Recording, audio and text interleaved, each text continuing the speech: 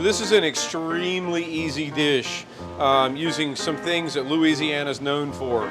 Jumbo lump crab meat, crawfish, and Tony Chachere's. It's a very easy, uncomplicated recipe. So we're gonna start with some green onions, a little bit of panko breadcrumbs. This is a little bit of room temperature butter, about a tablespoon of butter, freshly grated Parmesan cheese, about 2 tablespoons, the juice of 1 lemon, 1 egg yolk. We're gonna add 2 dashes of Tony's pepper sauce, and about 3 dashes of Tony's original seasoning. Stir this together. We're gonna get that butter nice and incorporated. We're gonna fold in our jumbo lump crab meat. It's nothing better than Louisiana jumbo lump. And then some crawfish tails.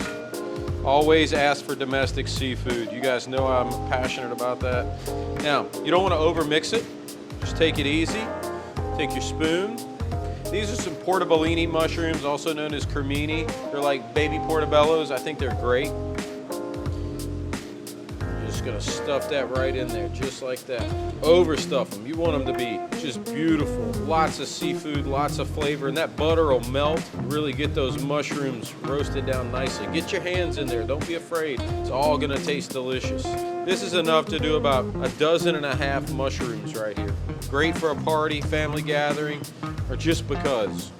Now to finish it off, we're just gonna add another couple of dashes of Tony's Original right on top. We're gonna go into a 450-degree oven for about 12 minutes.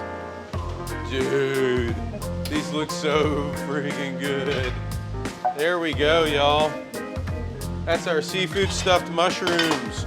Just a few simple ingredients to make a, everyday party pleaser. If it's for your family, your guest, or just yourself.